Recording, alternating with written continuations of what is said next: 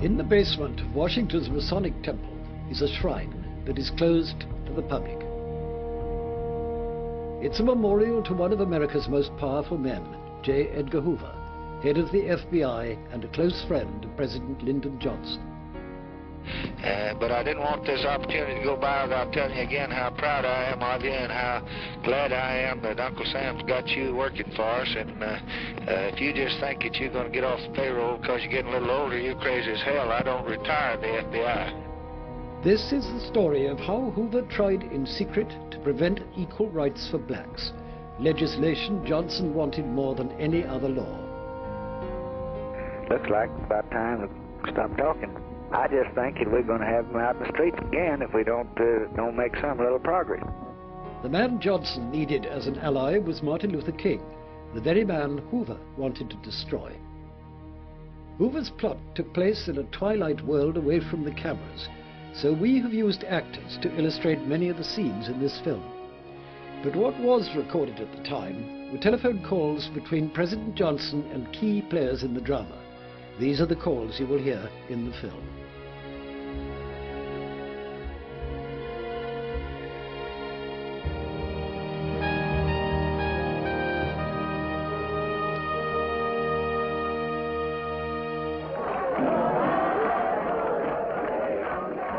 The roots of this story go back to August 1963, 3 months before Lyndon Johnson succeeded the dead President Kennedy. 200,000 people gathered in Washington for the biggest demonstration for civil rights in their country's history.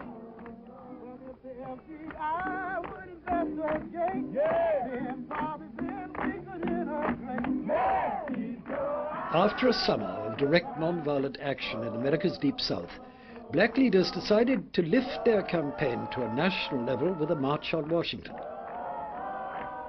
It was this event that raised a 34-year-old black preacher from Georgia to the leadership of the civil rights movement. I have a dream that my 4 little children will one day live in a nation where they will not be judged by the color of their skin, but by the content of their character. I have a dream today. It became one of the seminal speeches of the century, but it also divided the country at large, the Congress and even the government. When we allow freedom ring, we will be able to speed up that day when all of God's children, black men and white men, Jews and Gentiles, Protestants and Catholics, will be able to join hands and sing in the words of the old Negro spiritual, free at last, free at last, thank God Almighty, we are free at last.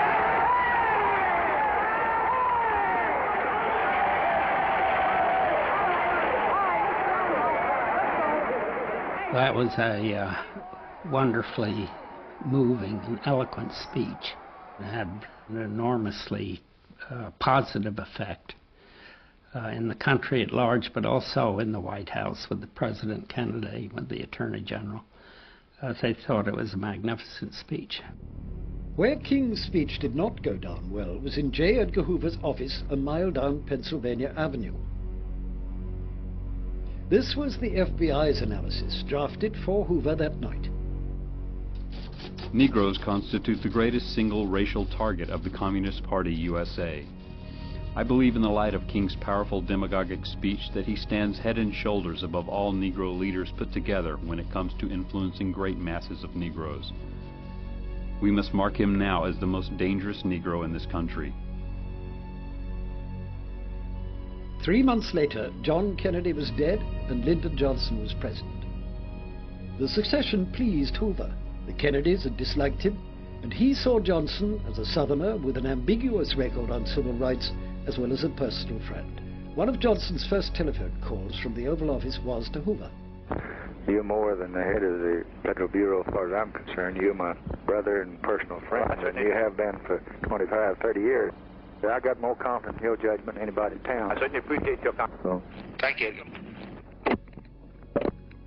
What Hoover could not have known was that as president, Johnson would make the enactment of a new and radical civil rights bill his overriding priority. Introduced by John Kennedy, the bill had been struck in the Congress for months. On his third day in the White House, Johnson telephoned Martin Luther King, who'd spoken well of the new president in public. A good many people told me that they heard about your statement, I guess on TV, wasn't it? Yes, that's right. I've been locked up in this office and I haven't seen it, but I won't tell you how grateful I am and how worthy I'm going to try to be of all your hopes. Well, thank you very much. I'm so happy to hear that, and I knew that you had just that great spirit, and you know you have our support and backing, because we know what a difficult period this is. But I think one of the great tributes that we can pay in memory of President Kennedy is to try to enact some of the great progressive policies that he sought to initiate. Well, I'm going to support them all, and you can count on that, and I'm going to do my best to get other men to do likewise, and I'll have to have y'all's help. I never needed more than I do now. Well, you know you have it, and just feel free to call on us for anything. Thank you so much, Martin. All right, thank you. As a political operator, Johnson was used to dealing with allies and opponents right across the political spectrum. Martin Luther King, as leader of all those vivid and persuasive demonstrations in the South, had helped create the climate in which Middle America would accept a radical civil rights bill. It was now up to Johnson to use his legendary political skills to overcome opposition in the Congress, among Republicans and in the powerful bloc of conservative Southerners in his own Democratic Party. The President of the United States.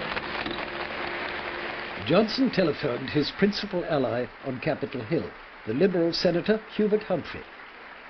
Now, do you think you got this civil rights in decent shape? Yes, sir. Mr. President, we've got a much better bill than anybody even dreamed possible. We haven't weakened this bill one damn bit. My God, we're going so far in this bill that it'll be the greatest advance in 100 years. Of course it will. Of course it will. Well, now, what you've got to do is tell these leadership people is this one thing, the thing that we are more afraid of than anything else, is we'll have real revolution in this country when this bill goes into effect. And unless we have the Republicans joining us, we'll have mutiny in this goddamn country. That's right. Well, you're doing a wonderful job, though. And I think stay on this one, though.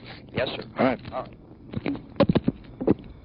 To force the Civil Rights Bill through the Senate, where opposition was strongest, Johnson had to build a cross-party coalition of moderates. He had to be willing to break with some of his closest personal friends in politics, especially the leader of the Deep South Democrats, Senator Richard Russell of Georgia.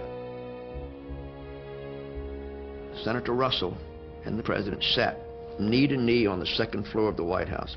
And I remember Lyndon Johnson saying, he says, "Dick, I love you and I owe you. But I got to tell you, Dick, don't get in my way on this civil rights bill. Because if you do, I'm going to run you down." And Dick Russell, in that soft, rolling Southern tone, says, "Well, Mr. President, you very well may be right. But if you are, you will lose the South forever." And then I remember the President saying to him in another soft voice, leaning toward Russell, he says, "Dick, if that's the price I've got to pay, then I'll gladly pay it."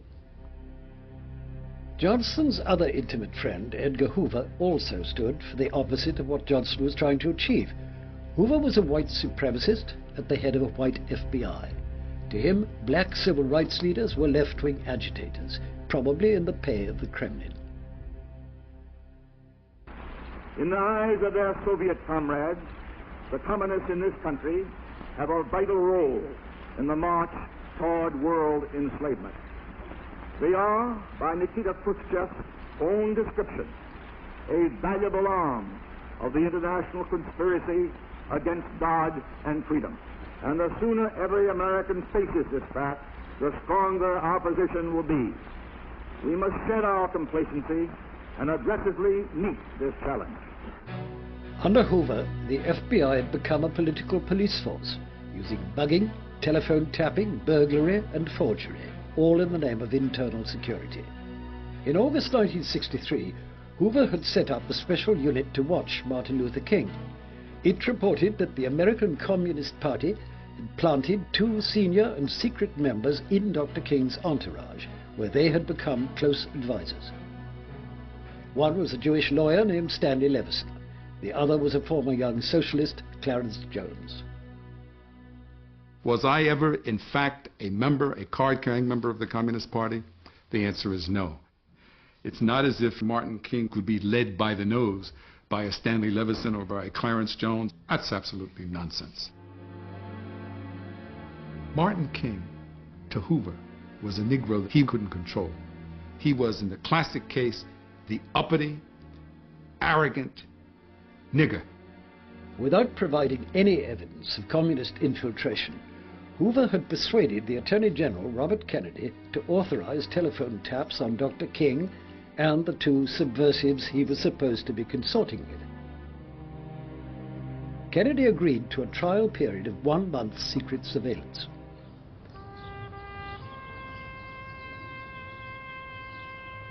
By the time Robert Kennedy's authorization ran out, Johnson was president.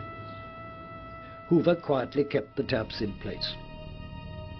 The watch on King was codenamed Operation Zorro. An assistant director, William Sullivan, was put in charge of Hoover's special unit. A 9-hour meeting produced an expanded action plan. It ranged from the use of hidden microphones in hotel rooms used by King to the planting of prostitutes in his offices as secretaries. There was no discussion of contacts with communists, a field of inquiry the FBI had quickly abandoned as unrewarding. Instead, they decided to focus on King's private life in the hope, and this is a quote from the record, of exposing King as an immoral opportunist. Arthur Murtagh, then a field agent in the FBI's Atlanta office, was a member of the team. Hoover wanted it done. I don't think there was any justification of it at all. There wasn't anything. We had no information that King was in any way un-American or in violation of the law.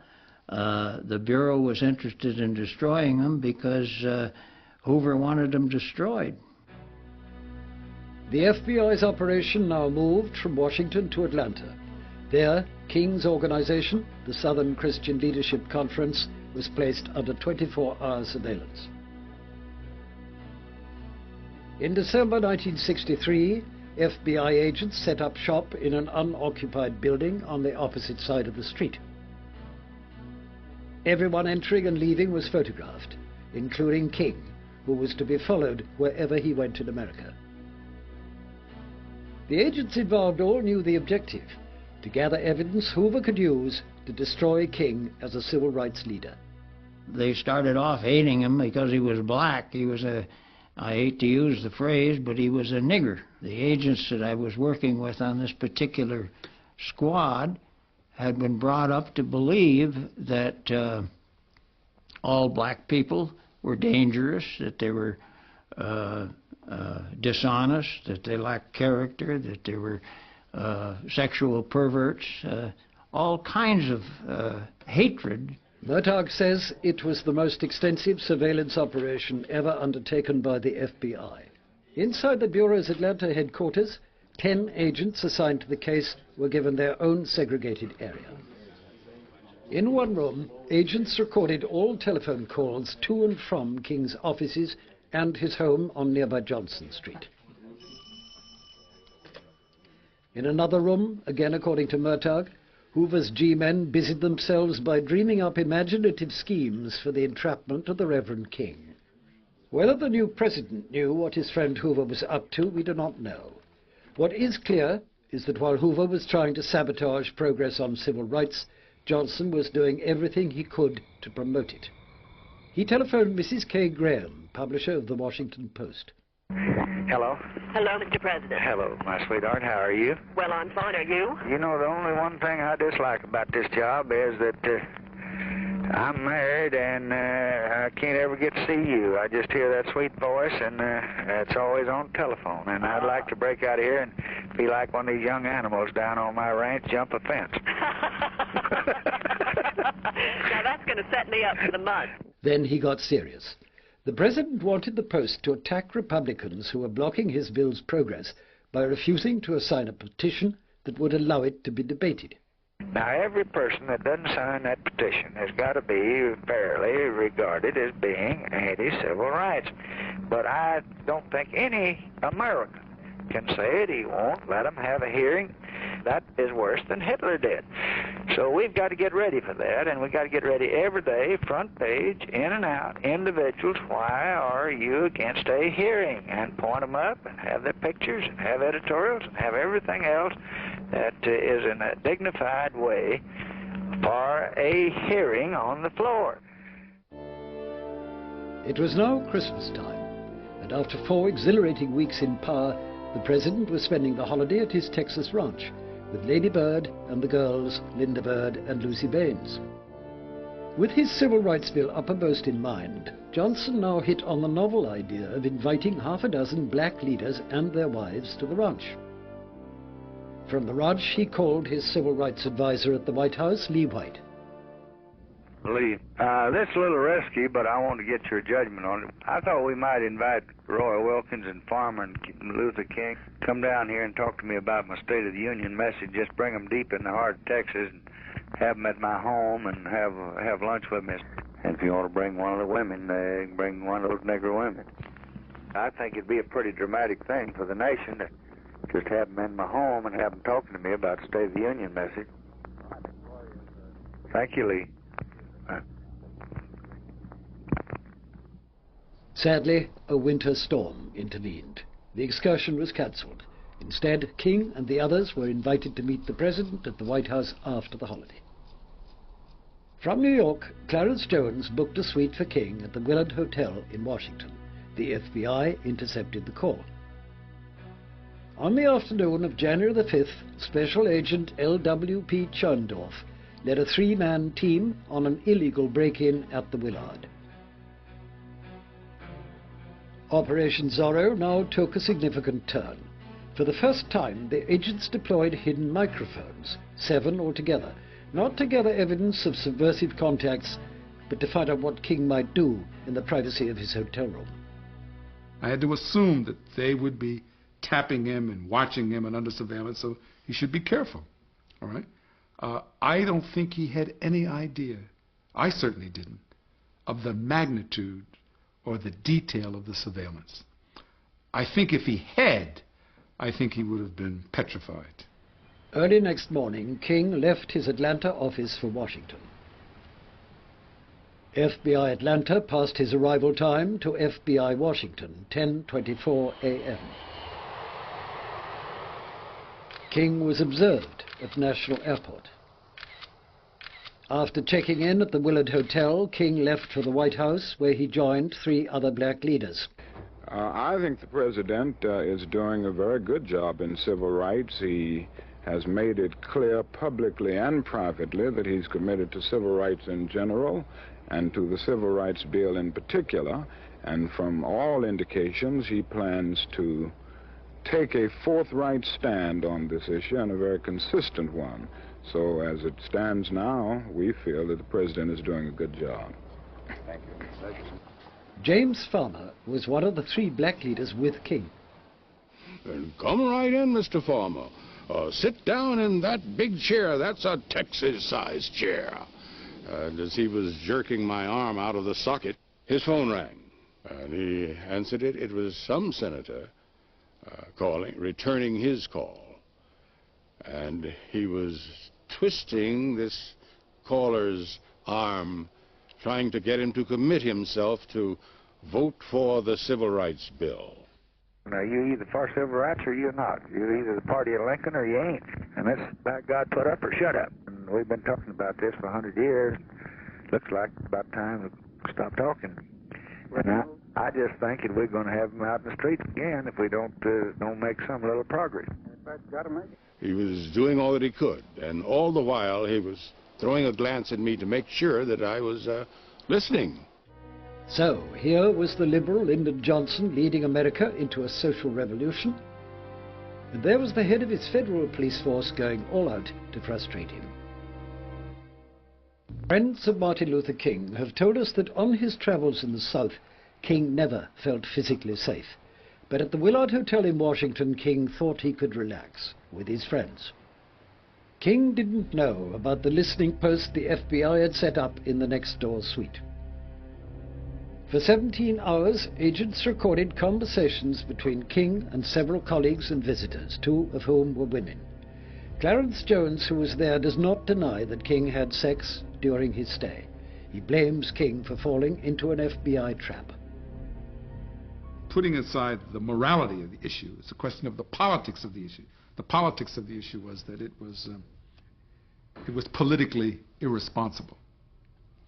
It was politically dangerous because it was feeding right into the hands of the FBI, giving them grist that they would, to use against them that they otherwise would not have had. Let me just say this. Whatever occurred during that 17-hour period in that hotel suite that concerned Hoover, that was between Martin King and his family and Martin King and his God. William Sullivan and Edgar Hoover went through the tapes together. The bugging team was told it had unearthed enough to destroy Dr. King. Hoover ordered a full transcript to be made and a summary to be hand-carried to the White House. An internal memo suggests it was shown to Walter Jenkins, the White House Chief of Staff, and the President. I find it shocking that the Bureau would do that, that the Bureau would not only do that, but would go to the seat of government, the White House, and feel free to sort of boast about it. I find it shocking that the White House would have gone along. The White House or President Johnson?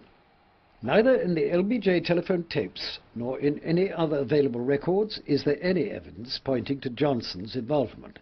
If he did read the Willard Hotel bedroom transcripts, he would not have wanted them to be leaked. Clarence Jones explains why. If that kind of information had come out, it would have been used to discredit Martin King, would have been used to discredit the civil rights movement, would have been used as a very, and probably effectively used, as a smokescreen to say, you see the kind of people who really want these civil rights, you see the kind of people there really are.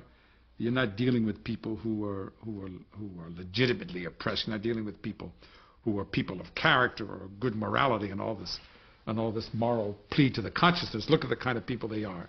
They're people who are communists. They're people who engage in so-called immoral activities. I think it would have been devastating. The success of the Willard Hotel sting stimulated Hoover's appetite. More than a dozen FBI field offices were drawn into Operation Zorro as King traveled across America from Hawaii to New York. And FBI records show, or claim, that he was caught out in at least 2 more sexual encounters. On March the 9th, the President and the FBI Chief spent 4 hours together in the Oval Office. Hoover, after 4 decades at the head of the FBI, was nearly 65 and facing mandatory retirement. Only special legislation could keep him in office. If Johnson had wanted to get rid of Hoover, this was the time to do it. But Johnson had never failed Hoover, and he didn't fail him now. J. Edgar Hoover celebrates his 40th year as head of the FBI. The FBI chief will reach retirement age this year. But President Johnson has signed a bill permitting him to stay on. It's a happy anniversary for Mr. Hoover.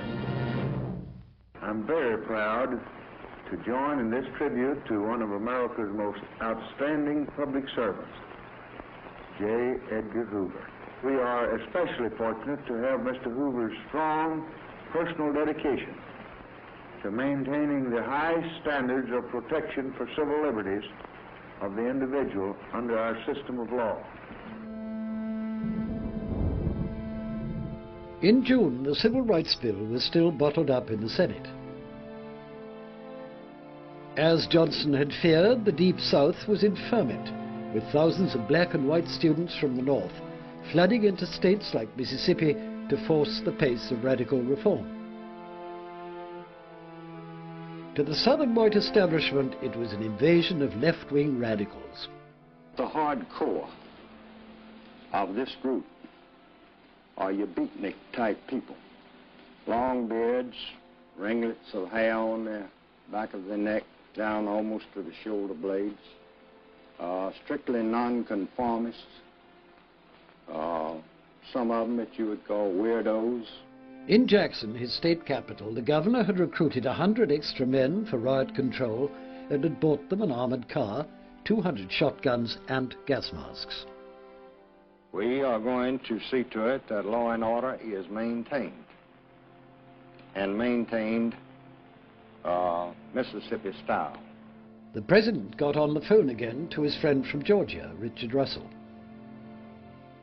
Now, the governor of Mississippi wants to come up here and see me, and I think that'll just cause a lot of talk about my selling out. I think you'd have to see any governor of any state of the union to see. I told them I'd do that, but they tell me that every family down there is buying a gun, and every nigger family's got a gun, and that they're going to be the damnedest shootings you ever saw, and they're sending them in by buses and hundreds from all over the country to help them register, and they're going to try to get them all registered in Mississippi, and they're going to be a bunch of killers. Dr. King, meanwhile, together with 4 close aides, had moved his personal campaign to America's oldest city, St. Augustine in Florida. The town was a stronghold of the Ku Klux Klan. Many of its members had been sworn in as special deputies by the sheriff, an outspoken segregationist. For King, that made it a perfect place from which to keep the struggle on the nation's television screens and ratchet up the pressure on Washington. Martin King, as a leader, as a person, was fearless. To say that he was fearless is not to say that he was unafraid. The Martin King that I knew and observed had a fear that any day, any time, he could be killed. And I sometimes, as I've thought back over the years, how does one live like that? How does one live like that? Unknown to King, a squad of FBI men had followed him from Atlanta. On arrival, they telexed Washington for permission to plant the usual devices in a cottage King had rented in the white segregated part of the town.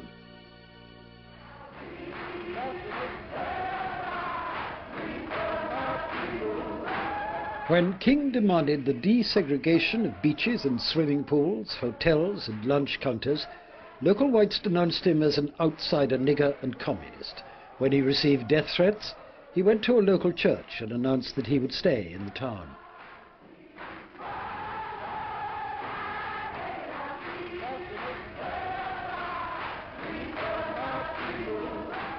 We have gone too far now to turn back. And we will not be content until the sagging walls of segregation have been crushed all over this community by the battering rams of the forces of justice.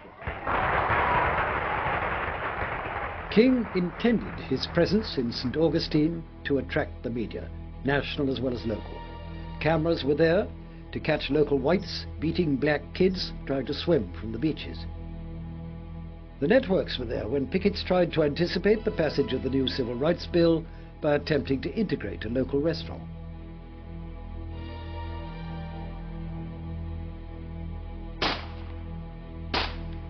And when the media reported that somebody had opened fire on King's rented cottage, he was away for a day, the president was forced to take notice. He called the Florida senator, George Smathers. What about St. Augustine? They're giving me uncharted hell on that. Is St. Augustine a pretty bad place? No, St. Augustine, it's a typically rural place. They say they're shooting into King's white man's house down there. He's demanding we go in. My own judgment is that this is a damn plant. King is, naturally, he loves a headline, and the facts show that when he was there nothing was at all shot at, and the night that he announced publicly he was going to leave, it was then shot into, and the next night he was back there, and nobody's bothered him at all.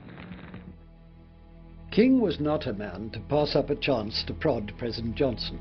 Messages demanding federal intervention poured into Washington. Johnson, watching news agency reports, called Lee White. Mr. White, sir. Lee. Yes, Mr. President. I noticed Martin Luther King at 424 UPI. He will ask President Johnson to send federal marshals in the city to preserve law and order. King said he would urge in a telegram to Johnson not only protection but also personal intervention by the President to open communication between the white and Negro communities. What we do have is a telegram from Wyatt Walker, one of his aides, saying that the Justice Department has not taken proper precautionary measures to safeguard the life of Dr. King. Why don't you all do whatever you need to and take whatever action you think's indicated? All right, I will. As King well knew, direct federal intervention was not a step Johnson would likely take, and as Johnson knew, King was being deliberately provocative. Take your hands off me. Treat me like a human being. We're all private property. With reporters in attendance, King now led a group of activists to an all-white motel, the Monson Motor Lodge. Fighting broke out when 5 young blacks and 2 whites dived into the segregated swimming pool. The manager counterattacked with plastic jugs of an acid cleaner. King ain't got me yet, fellas. This business of King and his nonviolent army is the biggest joke I've heard of. He's not broke the spirit of this community. We just getting right here right now. So you can tell the people that. Altogether, 34 demonstrators were arrested, including Dr. King. He was charged with violating Florida's unwelcome guest laws. And he spent 3 days in jail. On the 4th day, he left for Yale University to receive an honorary degree. Next day, June the 19th, was another bad day for Hoover, but a triumph for Johnson and also for King. In the Senate, after 6 months of obstruction, the Southern Conservative bloc had been voted down. It was the last obstacle blocking a new Civil Rights Act. Johnson called Roy Wilkins, a prominent civil rights leader. I haven't got the official news yet. I've been at a 73 to 27. 73-27? Yeah. Mr. President, that's very good news. Well, you're a mighty good man. You deserve all the credit, and I sure do salute you, and I'm mighty proud of you. Mr. President? Our trouble is just beginning. I guess you know that. Yes, I know. I want to take some leadership. I'm just afraid of what's going to happen this summer, like I saw yesterday at St. Augustine. What Johnson had been watching on television was the white backlash in St. Augustine. All of the forces of hell, all of the black mobs, King and his black revolutionaries, the entire communist conspiracy is concentrating on St. Augustine. Right. I don't think that the Civil Rights Bill settles anything. All that the Civil Rights Bill does is to start a race war in the United States.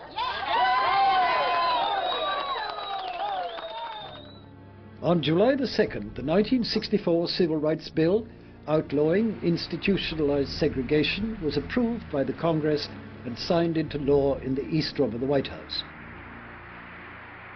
Martin Luther King, now the undisputed leader of black Americans, was placed close to the president's chair. Also there, but on the sidelines, was Edgar Hoover. President Johnson greeted him warmly. Hello, Edgar. Glad to see you, my man. Indisputably, the law of the land was now on the side of Martin Luther King, but the nation's chief law enforcement officer did not call off his vendetta. A written FBI directive said this: We must intensify our coverage of King, this moral degenerate. The main goal is to neutralize or completely discredit the effectiveness of King as a Negro leader. On the 15th of July, Hoover's agents went to the Bell Company's Atlanta switching center and doubled the number of taps on the telephone lines at King's headquarters. FBI men monitoring calls between Coretta King and her absent husband noticed that his frequent travels were straining their marriage. A telex to Hoover said this: There is increased evidence of marital discord in the King family. The current situation could conceivably result in a breach between the principals. Or better still, a divorce. You got to remember, if you've got 10 guys in Atlanta and a crew at the Bureau and all the money you need, and they're going to destroy one man, they can come up with all kinds of things to do to try to destroy him. And they did. Armed with a permit called a trash recovery order, signed by the chief himself, the agents now delved into dustbins outside King's Atlanta headquarters. They were looking for a sample of the handwriting of Andrew Young, the movement's personable office manager. Then the forgers went to work. They took the handwriting, duplicated it, wrote all kinds of messages to Mrs. King, trying to make it appear that people who were very close in his own personal circle were involved sexually with his wife, trying to get warfare going between the players in the King camp. King was spending a fortnight at home in Atlanta working on a book. One evening, FBI men monitoring his phone calls learned he was to visit a woman friend. Well, there was some indication that King was going to see this particular woman for illicit sex. They had an elaborate scheme. I was in the office that night, I remember. And they made the call to the fire department from the office and told them that there was a fire in this house.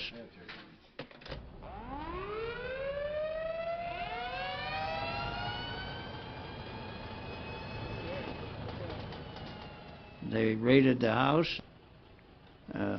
King came out, got in his car and went home.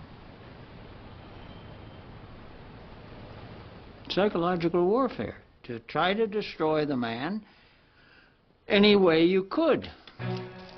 Compared with what was to come, those were merely dirty tricks. A crisis in the White House was now to put the president in debt to Hoover, allowing the FBI to try to get King to kill himself.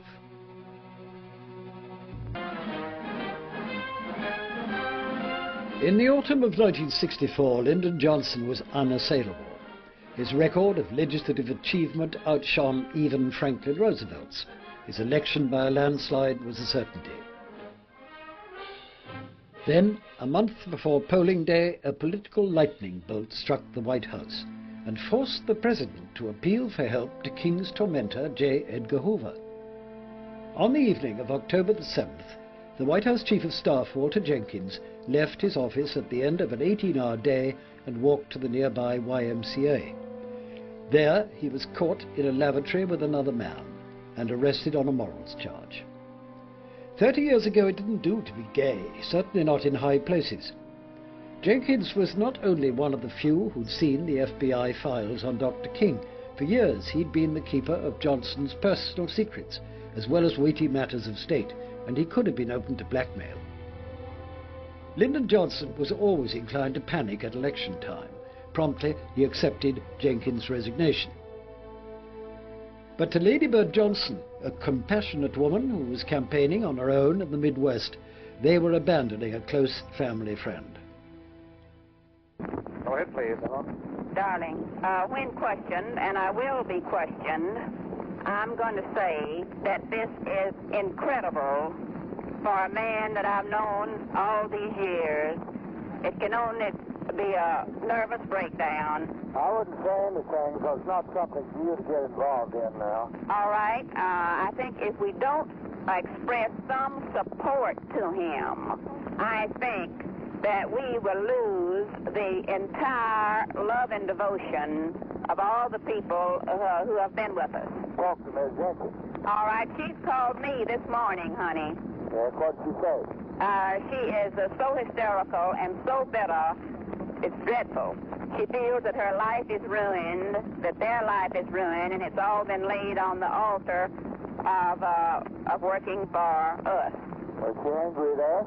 Yes. My poor darling, my heart breaks for you, too. My love, I pray for you along with Walter. Goodbye, beloved. Over in California, the president's Republican opponent, Senator Barry Goldwater, saw the opening Johnson feared. He accused the president of knowingly employing a homosexual in one of the most sensitive posts in Washington. Now, ladies and gentlemen, ordinarily, a man with Mr. Jenkins' background would have been seriously considered as ineligible for clearance to deal with the most vital secrets of our nation. We Republicans did not create the issue. The man who now occupies the White House raised this issue all by himself, by lowering the standards of the highest office in the land. And when other Republicans floated the story that a second homosexual was hiding in Johnson's cabinet, the president rang America's chief law enforcement officer to ask him how to spot closet homosexuals. I guess you're going to have to teach me something about this stuff. I swear I can't recognize them. I don't know anything about it. It's a thing that you just can't tell. And there are some people who walk kind of funny and so forth that you might kind of think are a little bit off and maybe queer. But there was no indication of that in Jenkins' case. That's right. I've thought of all the cabinet officers that we have, but there are none of them that raise any suspicion in my mind. None in mine. But to be on the safe side, the president asked Hoover to check on the administration's most senior men for signs of sexual deviation. If this thing comes out on Tuesday, you might give some thought to what we ought to do with all secretaries and undersecretaries and assistant secretaries. And I rather think that you ought to take everybody from me right on down. All right, I'll be very glad, Mr. President. Thank you. These were busy times for Hoover. The news now broke that Martin Luther King had won the world's most prestigious honor, the Nobel Peace Prize. That drove Hoover into a frenzy. The FBI's Domestic Intelligence Division now prepared a book entitled Martin Luther King Jr. His Personal Conduct. A copy was sent to Bill Moyers, the President's Deputy Chief of Staff, with a letter asking permission to send the book to members of the Cabinet. Moyers agreed. Copies were sent to the Secretary of State, Dean Rusk, to Robert McNamara at the Pentagon, and to John McCone, the director of the CIA. But Hoover wanted to share his files on King with the public. He ordered his staff to use their contacts in the press to get the story out. One such contact was the chief Washington correspondent of the Los Angeles Times, David Kraslow. He told me that Dr. King was a notorious womanizer and that he'd had a number of sexual escapades, and that the Bureau had proof of this. And he says, well, let me read you a portion of one of these tapes. And he began to read from a transcript. The raunchiness is beyond description. What shocked to me was I knew that he was high enough up in the hierarchy of the Bureau that this could not have been done without Hoover's blessing. It was despicable. It's none of their business. No reporter would touch the story. By now, the countdown to polling day had begun, and the Jenkins affair was robbing the president of sleep. Filled with worry and self-pity, he telephoned his spiritual advisor, Billy Graham. Dr. Graham on 9-1. Hello, Billy. How are you, my friend? Well, God bless you. Last night I couldn't sleep, and I got on my knees and prayed for you that the Lord would just give you strength. I told my sweet wife last night we got mental telepathy. I said if I didn't think I'd embarrass him, I'd say, please, dear Lord, I need you more than I ever did in my life. You know, when Jesus dealt with people with moral problems, like dear Walter had, and I wanted to send my love and sympathy to him. Thank you. He always dealt tender, always. Well, this was the way he handled it. Come down here Saturday evening and have dinner with us, and let's have a quiet visit, and maybe have a little service Sunday morning in the White House itself. Well, I'll be very happy to. We'll just have a good visit, and I'll feel stronger next week. Well, God bless you. Thank you so much. Bye. Johnson felt a great deal stronger when Edgar Hoover, instead of offering prayers, delivered the goods. An FBI report cleared the president of any suspicion of carelessness and was duly leaked to the press. Mr. Hoover on 2383. Hello? Edgar? Yes, Mr. President. I thought that you did a very thorough and very fine job. I'm very grateful for your thoroughness and your patriotism and the way you've handled it, as I am everything else you've ever done. Of course, I realize the spot that you've been in and the terrible other person you've had, and it's awful to have this thing happen. But I think we Well, he handled it with a passion, and I think the man is a desperately ill man. Yes, you're a compassionate man, an understanding man, and... From the Bible, you know, be careful about throwing the first stone lest you have sinned yourself. You know, Billy Graham called me and said, just remember this, always be compassionate, but do your duty. Well, of course, there's so damn many hypocrites, you know. That's right. Particularly in the press in this country. That's right. But you're just like vultures. You just remember, my friend, I'm prouder of you now than I've ever been before, but I've known for 30 years that there's nobody like you, and as long as I'm around here, you got to stay pretty close. Well, I can. That's okay, my friend. Fine, thank you. His own position strengthened by his helpful role in the Jenkins crisis, Hoover now returned to his attack on Dr. King. He invited 2 women reporters to his office for a background chat. He talked about the need for moral purity in public life, and then, stressing that his next remark was on the record, he called Dr. King the most notorious liar in the country. The remark appeared in print. When the news magazines picked up the story, at least one civil rights leader called for Hoover's resignation. King himself mildly protested that the FBI chief must be suffering from overwork. But on the telephone to a friend, King called Hoover senile. And when the FBI monitors put that in their logs, Hoover went public again in a barely coded speech in Chicago. When man places himself above the law, he aids the communists' relentless effort to destroy the ideals of our civilization. The man who has no objective values by which he judges his actions, who allows his passions to run wild, unchecked by a moral standard of what is right, that man is surely risking the loss of his immortal soul. What Hoover's agents did next verged on the criminal. Assistant Director Sullivan took his favorite tapes to the FBI's audio labs, where senior technician John Matter transferred the most incriminating parts to a single reel. A third agent, Lish Whitson, flew with the tape to Miami Beach and posted it from there to the King family home in Atlanta, together with an anonymous letter. FBI agents in Atlanta listened in to make sure the package had arrived safely. Martin called and said, better come over. I want you to hear something that Mr. Hoover has sent us. And so I went over the next day, and we sat down and listened to the tape. And we never listened to all of it because it became boring. But about 90% of it was inaudible.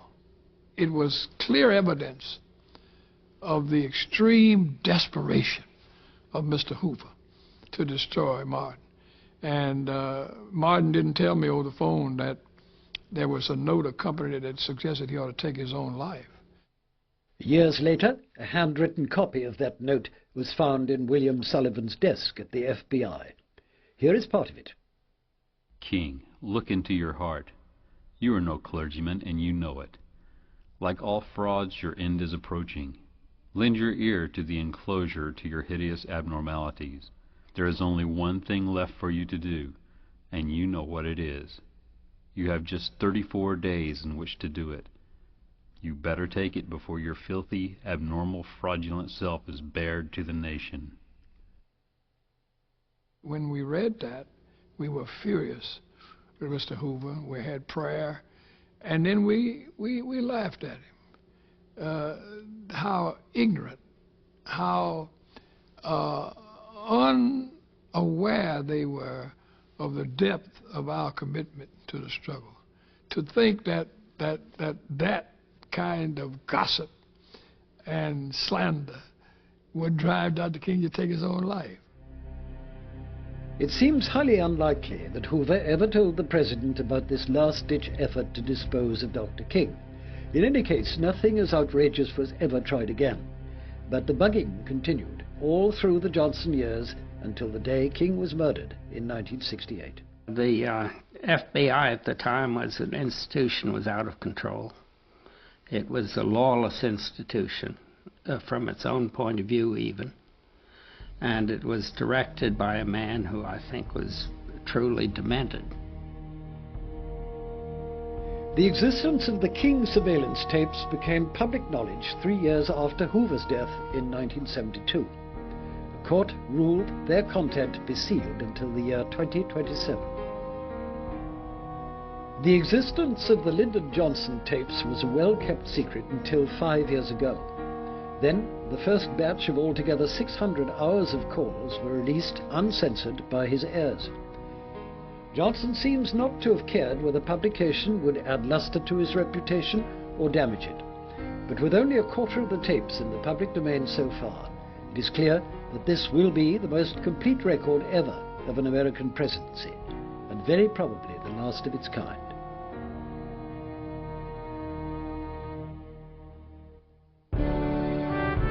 That was the last in the series. Next Saturday, to mark the 2nd anniversary of Tony Blair's prime ministership and the 20th anniversary of Margaret Thatcher coming to power, 4 presents Now We Are Two, a weekend of political programs comparing the two administrations. It includes Margaret Thatcher standing accused of promoting greed over compassion in the trial of Margaret Thatcher, next Saturday at 5 to 8.